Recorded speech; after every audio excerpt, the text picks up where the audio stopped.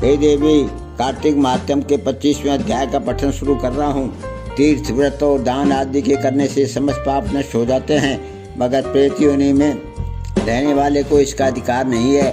परंतु तुम्हारे दुख को देखकर मैं अत्यंत दुखी हूँ और तुम्हारा दुख दूर किए बिना मुझे संतोष नहीं होता। तुम्हारे पाप बड़े भारी हैं, क्योंकि ये तीनों योनियाँ बहुत बड़े पाप करने वालों को ही प्राप्त होती हैं, और प्रेत योनि तो थोड़े से पुण्य से नष्ट भी नहीं हो सकती। लेकिन मैं तुम्हें इस योनि से अवश्य में छुड़वाऊंगा। इसलिए मैंने जो कार्तिक का व्रत किया है उसका आधा पुण्य तुम्हें देता हूँ, क्योंकि यज्ञ, दान, तीर्थ ये सब निश्चय ही कार्तिक के व्रत के पुण्य के समान नहीं है। नारद जी ने कहा, हे राजन, इतना कहकर धर्मदत्त ने उसको ओम नमो भगवते वासुदेवाय ये 12 मंत्र सुनाया और तुलसी का जल उसके ऊपर छिड़का। बस फिर क्या था, क्षण भर में वह प्रेत योनि से छूटकर प्रज्वलित शिखा के समान देव रूप धारण करके लक्ष्मी के समान सुंदर हो गई।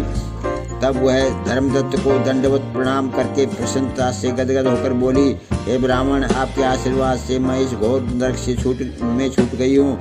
मुझे पाप सागर में डूबती हुई के लिए आप नौका के समान हैं। नारद जी ने कहा, हे राजन, अभी कलहा इस प्रकार कह रही थी कि वहाँ पर विष्णु गण एक दिव्य विमान लेकर आए। विमान के द्वार पर अप्सराएं और गण बैठे हुए थे। धर्मदत्त ने उन सबको देखकर दंडवत प्रणाम किया।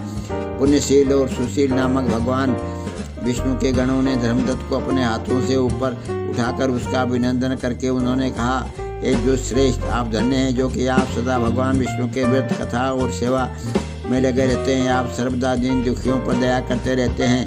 आपने जो अपने बाल्यकाल में पवित्र और शुभ कार्तिक व्रत किया था, आपने उसके आधे फल से कलहा के पूर्व जन्म के 31 पाप नष्ट कर दिए हैं।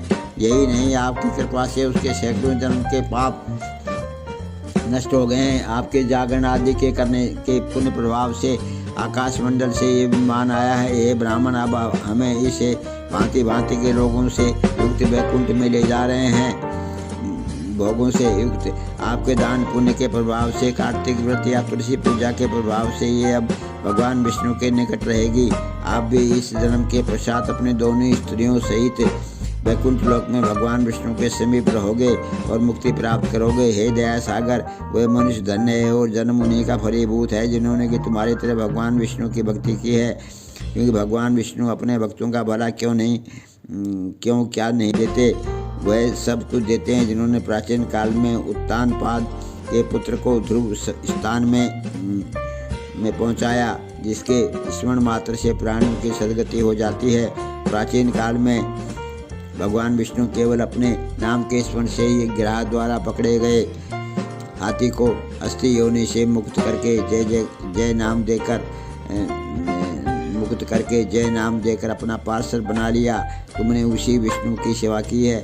उसी से तुम अपनी दोनों स्त्रियां सहित 1000 वर्ष तक विष्णु भगवान के समीप निवास करोगे। जब तुम्हारा पुण्य क्षीण हो जाएगा तो तुम पृथ्वी पर सूर्य वंश में अपनी दोनों स्त्रियों के साथ दशरथ के नाम से प्रसिद्ध राजा होगे तथा ये कलहा तुम्हारे आधे पुण्य की भागीदार होने के कारण तुम्हारी तीसरी भार्या होगी। भगवान विष्णु तुम्हारे पुत्र के रूप में तुम्हारे निकट रहेंगे और देवताओं का कार्य करेंगे।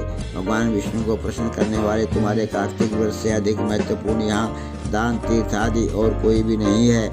हे दया सागर, तुम धन्य हो, क्योंकि तुमने जगत गुरु भगवान विष्णु को प्रसन्न करने के लिए कार्तिक का व्रत किया है, जिसके आधे पुण्य के फल की भागीदारी इस कला को इस समय हम अपने साथ विष्णु लोक को लेकर जा रहे हैं। 25वां कार्तिक महात्म के 25वें अध्याय का पठन किया है, इसको ग्रहण करना।